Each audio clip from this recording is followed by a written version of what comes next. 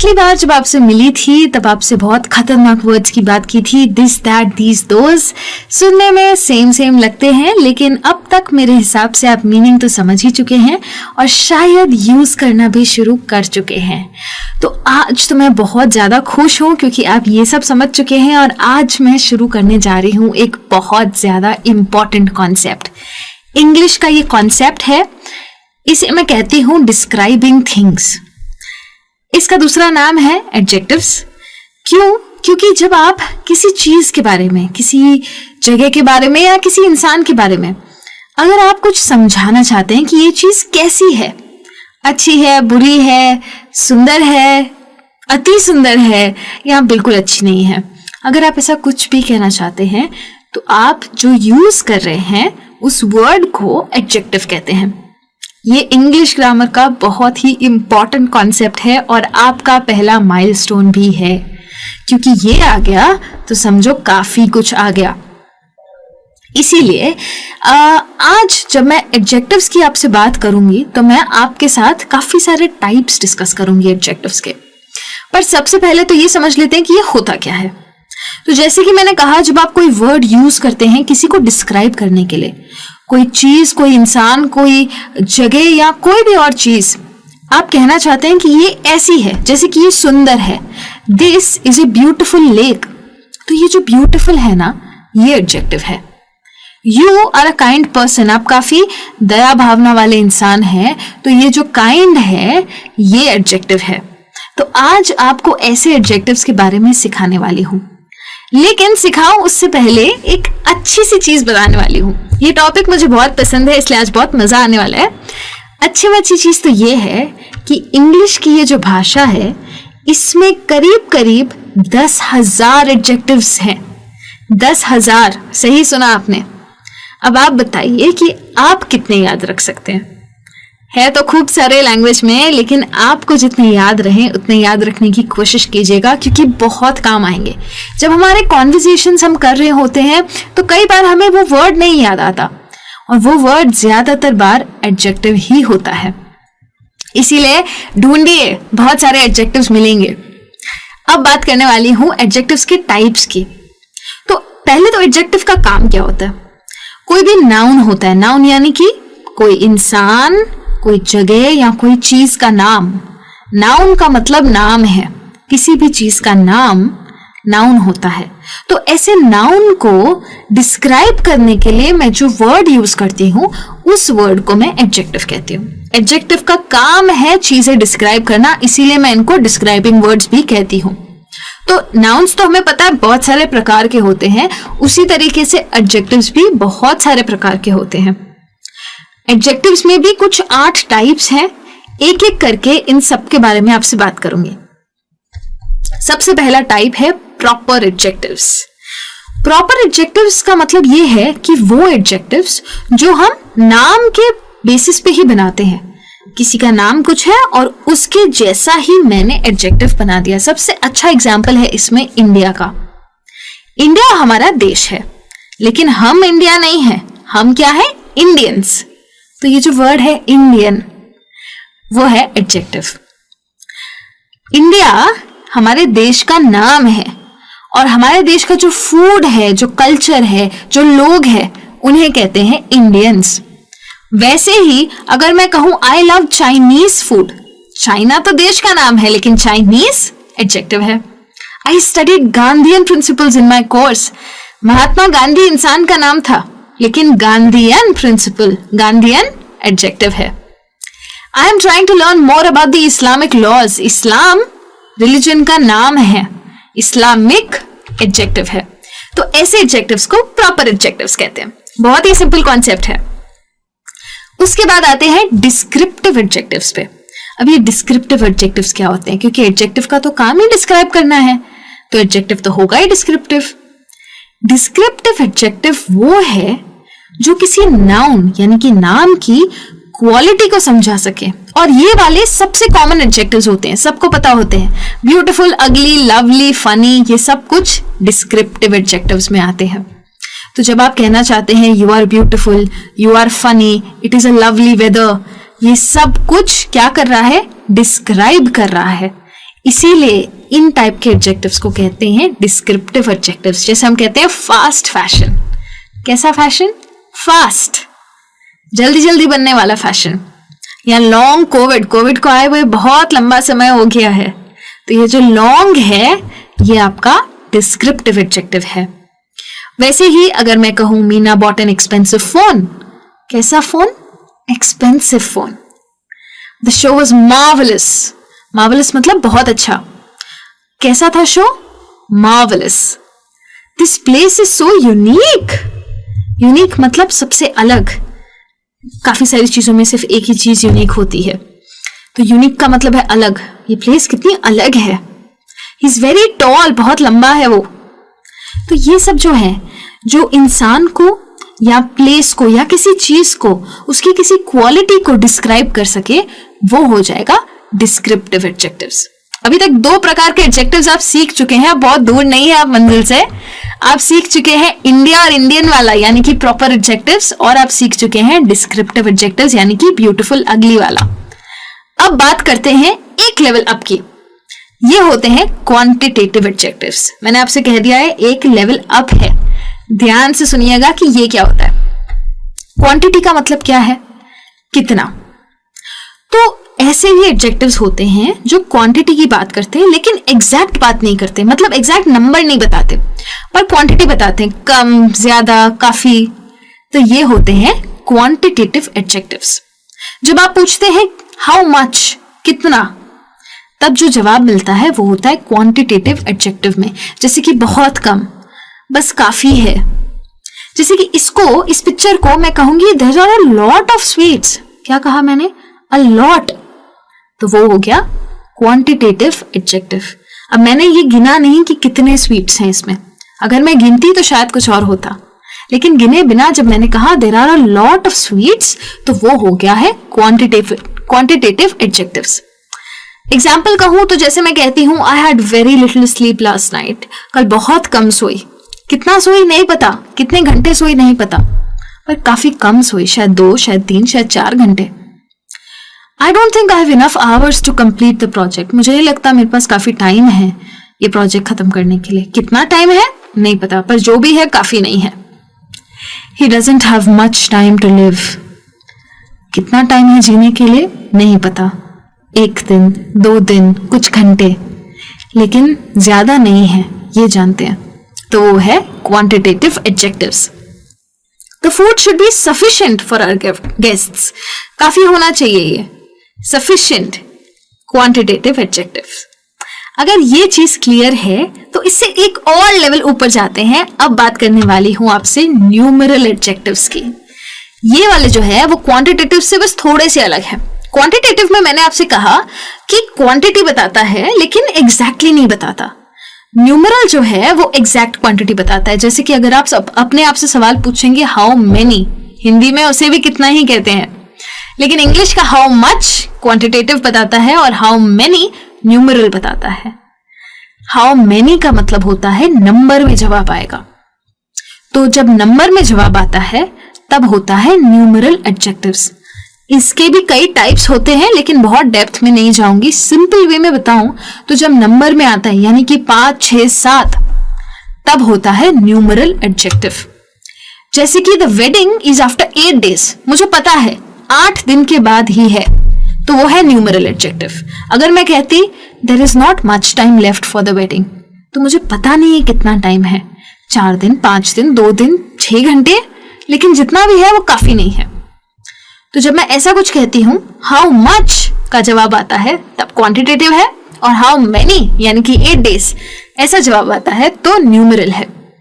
वैसे ही I work so hard and even then I couldn't come first, rank की बात कर रही हूं मैं, पहला रैंक नहीं आया, तो वो फिर भी न्यूमेरल एडजेक्टिव ही होता है। The venue is still 5 kilometers away, जगह की बात कर रही हूं, अभी भी 5 किलोमीटर दूर है, 5 न्यूमेरल एडजेक्टिव है। फिर आता है many people got infected by corona virus. अब मुझे मालूम है यहां सवाल आएगा कि मेनी तो बताया नहीं ना एग्जैक्ट, तो क्वांटिटेटिव क्यों नहीं। जब मैं बात करती हूं मेनी की, तो मेनी का मतलब होता है काफी सारे, काफी सारे गिने जा सकते हैं। जब हमें पता नहीं होता है कि कितने हैं। हाउ मैनी का जवाब हो सकता है मैनी, हाउ मच का जवाब नहीं हो सकता मैनी, इसलिए मैनी जो है वो न्यूमेरल एडजेक्टिव है। चिंता मत कीजिए, ऐसे भी एडजेक्टिव्स होते हैं जो क्वांटिटेटिव भी होते हैं और न्यूमेरल भी होते हैं, यूज पे भी डिपेंड करता है।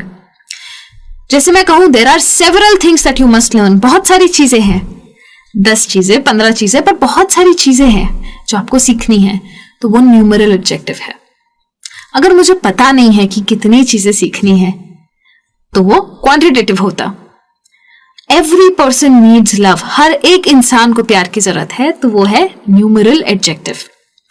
अब मुझे मालूम है कि आप कंफ्यूज्ड है, इसीलिए मैं मीनिंग पहले क्लियर कर देती हूँ। मैंने आपको कहा कि ऐसे भी एडजेक्टिव्स होते हैं जो दोनों जगहों पे चलते हैं, आपको सिर्फ मतलब पता होना चाहिए, यूज तो आप अच्छे से कर ही लेंगे। जैसे कि मैंने बोला हाउ मच का जवाब आए तो क्वांटिटेटिव है, हाउ मैनी का जवाब आए तो न्यूमेरल है। न्यूमेरिकल एडजेक्टिव्स भी कहते हैं इन्हें। अगर मैं कहूं some sugar is good for you, कुछ चीनी खाओगे तो चलेगा, how much sugar, some sugar, कितनी चीनी, थोड़ी, कुछ खाओगे तो चलेगा। थोड़ी और ज्यादा क्वांटिटेटिव होता है। Some people just don't understand, तो क्या इसका मतलब यह है कि हर कोई नहीं समझता? नहीं, कुछ लोग नहीं समझते, मतलब कि 100 में से 5 लोग नहीं समझते। तो ये जब नंबर की बात है, how many people don't understand, some people, तो बोलते हैं उसको न्यूमेरल एडजेक्टिव। अब वर्ड तो दोनों में सम है, पर मीनिंग के हिसाब से भी तो डिसाइड होता है। पर आपके लिए अच्छी बात यह है कि आपको बैठ के आइडेंटिफाई नहीं करना है कौन सा क्वांटिटेटिव है और कौन सा न्यूमेरल है, आपको यूज करना है। तो आपको पता होना चाहिए कि जब आपको कुछ चीजों की बात करनी है, ज्यादा चीजों की बात करनी है, 8, 10, 15 चीजों की बात करनी है, तो आपको कैसे यूज करने हैं आपके एडजेक्टिव्स। अगर आप ये जानते हैं तो कोई प्रॉब्लम नहीं है। सेफली हम एक और लेवल ऊपर जा रहे हैं डेमोन्स्ट्रेटिव एडजेक्टिव्स की बात करने के लिए। डेमोन्स्ट्रेटिव एडजेक्टिव्स एक लेवल अप है, लेकिन ये आपके लिए बहुत इजी लेवल है, क्योंकि ये तो मैंने पिछली क्लास में ही आपको बता दिया था। दिस, दैट, दीज और दोज को डेमोन्स्ट्रेटिव एडजेक्टिव्स कहते हैं। तब मैंने आपको बताया था कि उन्हें प्रोनाउंस की तरह भी यूज करते हैं और एडजेक्टिव्स की तरह भी। और एडजेक्टिव्स की तरह कैसे यूज करते हैं? जब मुझे पॉइंट करना है तब मैं यूज करूंगी दिस, दैट, दीज और दोज। उनका काम ही है पॉइंट करना, तो ये वाला तो आपको बहुत अच्छे से आता है। एक सिंपल रीकैप देने वाली हूं कुछ एग्जांपल्स के साथ। Please pass me that jar of chocolates. दूर है ना मुझसे जार ऑफ चॉकलेट्स, तो मैं कहूंगी that. I want this dress for the party, यही वाली ड्रेस चाहिए मुझे पार्टी के लिए। कौन सी वाली? यही वाली जो लटकी हुई है यहाँ पे। These shoes look great on you, shoes जब मुझसे पास है तो मैं कहूंगी ये वाले जो जूते हैं काफी अच्छे लग रहे हैं आप पे। Those children were so rude, अभी अभी यहां से गए, थोड़े दूर है, वो बच्चे कितने रूड थे। तो हो गया those। इसका यूज आप ऑलरेडी जानते हैं, इसलिए मैं जानती हूं कि आपको एक्सप्लेनेशन की जरूरत नहीं है। अब तक तो आप ये 4 चीजें यूज भी कर रहे हैं, तो एक टाइप का एडजेक्टिव तो आपको आता ही है। तो अब बढ़ते हैं एक और टाइप के एडजेक्टिव पे। इसे कहते हैं डिस्ट्रीब्यूटिव एडजेक्टिव्स। पिछला वाला था डेमोन्स्ट्रेटिव, ये है डिस्ट्रीब्यूटिव। डिस्ट्रीब्यूटिव एडजेक्टिव्स ये होते हैं कि जब आप किसी ग्रुप के मेंबर्स की बात करना चाहते हैं और उन मेंबर्स को अलग अलग गिनना चाहते हैं, तब आप डिस्ट्रीब्यूटिव एडजेक्टिव्स यूज करते हैं। डिस्ट्रीब्यूट करना मतलब बांट देना। ग्रुप में से आपने मेंबर निकाले, मेंबर्स को अलग से यूज करना चाहते हैं, तब आप यूज करेंगे डिस्ट्रीब्यूटिव एडजेक्टिव्स। 4 ही होते हैं, ईच, एवरी, आइदर और नाइदर। अब आप कहेंगे एवरी तो वो न्यूमेरल में भी था, ये न्यूमेरल ने तो हमारी जान ही खा ली, क्वांटिटेटिव में भी कंफ्यूज किया और अब डिस्ट्रीब्यूटिव में भी आ गया कंफ्यूज करने। यहां पे कंफ्यूजन नहीं है, क्योंकि यू आर राइट, न्यूमेरल में भी था और ये जो एडजेक्टिव्स है वो न्यूमेरल के जैसे ही हैं, कोई फर्क नहीं है दोनों में। बस ये है कि क्योंकि इनका काम, इन 4 वर्ड्स का काम बांटना है, तो इन 4 वर्ड्स को हमने अलग से कैटेगरी दे दी है और उनको बोल दिया डिस्ट्रीब्यूटिव एडजेक्टिव्स। अगर आपने नोट किया हो तो जो कुछ भी मैं आपसे कह रही हूं अभी, ये सारे एडजेक्टिव्स ओवरलैप हो रहे हैं। ओवरलैप का मतलब है शायद इस कैटेगरी में भी जाए, शायद उस कैटेगरी में भी जाए, ऐसा हो सकता है। और ऐसा इंग्लिश की पूरी भाषा में होगा। एक चीज एक से ज्यादा कैटेगरी में हो सकती है, उसमें डरने वाली कोई बात नहीं है। आपको बस ये जानना है कि अच्छा ये इस कैटेगरी में, हमें तो बोलने में यूज ही करना है ना। तो ये 4 वर्ड्स जब आप यूज करते हैं तब आप कर रहे हैं डिस्ट्रीब्यूटिव एडजेक्टिव्स को यूज। कैसे यूज करना है? Each person must contribute to the fund. हर इंसान को फंड में पैसे डालने पड़ेंगे। हर इंसान, हो सकता है ये सोसाइटी का फंड हो, सोसाइटी ग्रुप है, उसमें से हर एक इंसान को पैसे डालने हैं, तो यूज किया each. Every human being has dreams. अब कितने सारे ह्यूमन बीइंग्स है दुनिया में? ह्यूमन बीइंग्स एक ग्रुप है, हर एक ह्यूमन बीइंग का सपना होता है। Every human being has dreams. Either plan will fail. Plans 2 या 3 है। मैं कह रही हूं कि आप इसमें से जो भी प्लान यूज करोगे फेल होगा, वो कोई भी यूज कर लो। आइदर मतलब कोई भी। Either plan will fail. Either और भी साथ में यूज होता है। आइदर दिस प्लान और दैट प्लान विल सक्सीड, यानी कि या तो ये प्लान या फिर वो प्लान सक्सेस में जाएगा, वरना एक तो फेल होगा ही। तो और के साथ भी यूज कर सकते हो, लेकिन अभी के लिए आइदर समझ लो। Either plan will fail. Neither plan will succeed. Either मतलब ये या वो था, ऑप्शन था आपके पास। नाइदर मतलब ये भी नहीं और वो भी नहीं। नाइदर के साथ मैं नॉर को भी यूज करती हूँ। जब ये भी नहीं कहती हूं तो वो भी नहीं कहने के लिए मैं नॉर यूज करती हूं। तो neither this plan will succeed not that plan. ये भी नहीं जाएगा अच्छा और वो भी नहीं जाएगा। और जब मैं कहती हूँ नाइदर प्लान विल सक्सीड, तो मेरे कहने का मतलब है कि आपने शायद 4 प्लान मेरे आगे रखे हैं। 4 प्लान है ग्रुप में से एक लिया और कहा नाइदर प्लान विल सक्सीड। इन चारों में से एक भी सक्सेस में नहीं पहुंच पाएगा। तो मैंने बांट दिया प्लान्स को 1, 2, 3, 4 और उसमें से एक उठा के बोला इसमें से कोई भी नहीं चलेगा, तो वो यूज किया डिस्ट्रीब्यूटिव एडजेक्टिव्स। काम इनका ये है, अगर आपको वर्ड समझ में आ गया तो यूज करना बहुत आसान हो जाएगा। एक और लेवल पे जाते हैं, इंटेरोगेटिव एडजेक्टिव्स की बात करते हैं।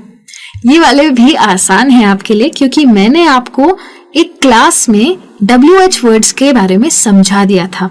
याद है जब हमने फ्रेमिंग क्वेश्चंस एंड ग्रीटिंग्स किया था, बहुत सारे WH वर्ड सीखे थे। जल्दी से रिकैप कीजिए, क्योंकि उसमें से सिर्फ 3 आपको आज यूज करने हैं। इंटेरोगेटिव एडजेक्टिव्स, हमने इंटेरोगेटिव सेंटेंसेस भी सीखी थी, जो सेंटेंसेस सवाल पूछती है।